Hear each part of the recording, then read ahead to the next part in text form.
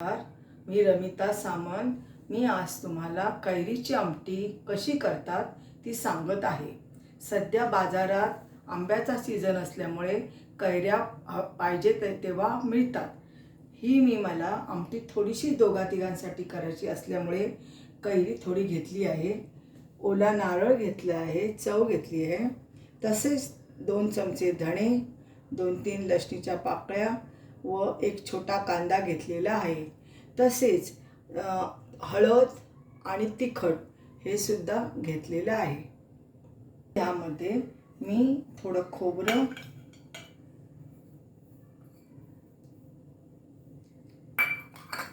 1 teaspoon धणे,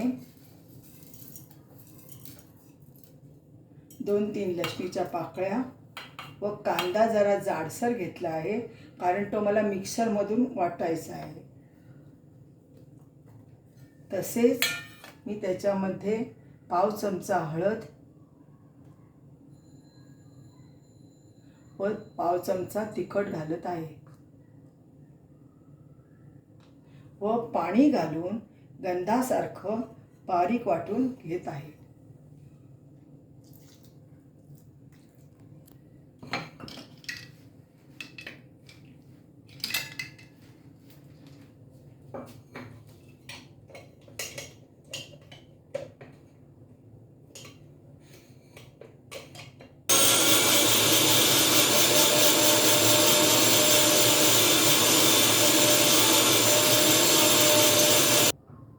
आता हे बघा, मी गंधासारखं याचं वाटण करून घेतलं आहे व आता याची मी फोडणी तयार करत आहे।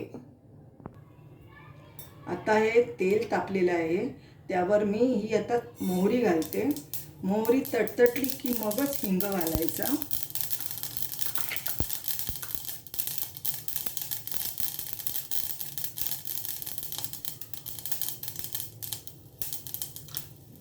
व त्याच्यावर मग मी कैरी घालत आहे।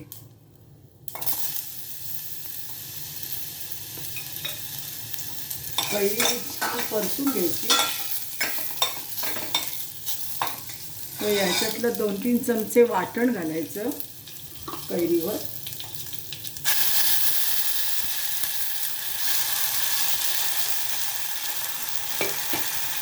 परतून घ्यायचं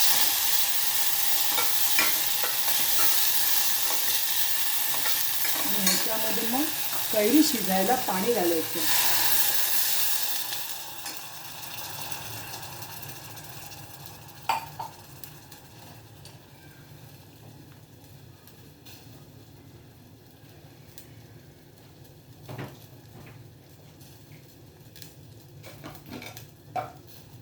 चवीनुसार मीठ घालायचं।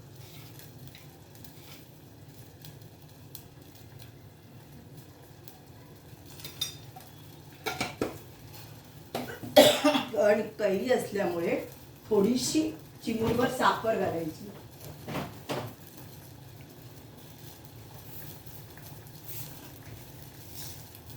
चिमूटभर साखर घालायची, जास्त गोड नाही करायचं।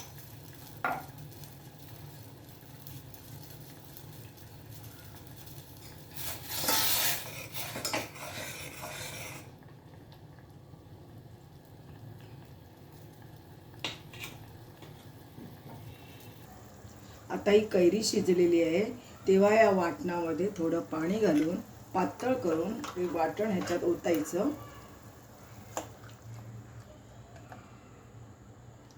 व सतत ढवळत राहायचं, आमटी फुटू द्यायची नाही।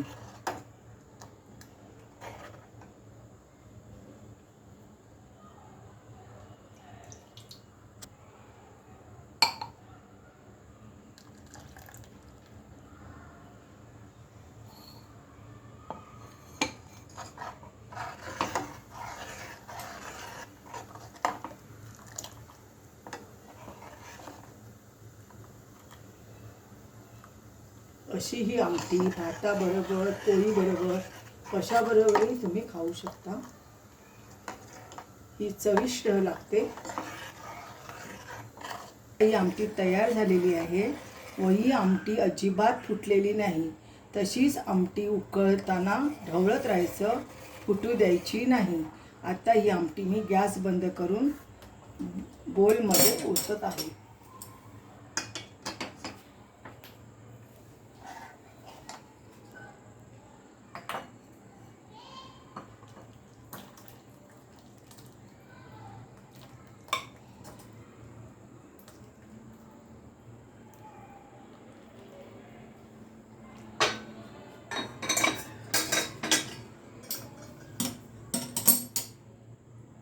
आता ही आमटी तुम्हाला भाताबरोबर पोळीबरोबर कशाही खाण्यास तयार आहे.